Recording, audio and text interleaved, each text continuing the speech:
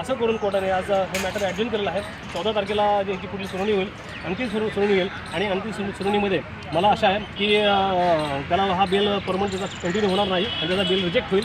आणि माझं असं म्हणणं आहे की याच्यावरती 17 गुन्हे दाखल झालेले आहेत. जर या केसमध्ये FR क्रमांक 9, 11, 17, 18मध्ये जर ह्याला अटक करून जर जागणं सोडले, जेव्हा त्याला अटक होईल त्याच वेळेस त्याला इतर केसमध्ये अटक करायला हवी आयोगाने, कारण त्या केसमध्ये त्याला कोणतंही इंटरनेट प्रोटेक्शन नाही आहे. त्यामुळे आयोगाने मला अशी विनंती आहे किंवा अशी अपेक्षा आहे आयोगाकडनं की त्याने त्या आरोपीला इतर केसमध्ये अटक करून त्याला जेलमध्ये डांबावं, जेणेकरून तो सुटू नये आणि तो रिपोर्ट असा इकडे फाईल करावा, जेणेकरून ह्या केसमध्ये जर त्याला इंटरिम बेल जो आहे तो कायम राहणार नाही. अच्छा, भालेराव जे आहेत आपल्यासोबत याचे करते, मला सांगा की का अटक केली जात नाही अजून, सरकारकडून का अटक करण्यात आली नाही असं वाटतं? संभाजी भिडे गुरुजी या केसचे मास्टर माइंड आणि मिलिंद रमाकांत एकबोटे हे लोक सरकारचे जावई आहेत आणि त्यामुळे सरकारी प्रोटेक्शनमध्ये ते अद्यापही आहेत आणि त्यामुळे त्यांना सरकारच रक्षकच भक्षक आहे, तर कशा पद्धतीने त्यांना ते अटक करणार.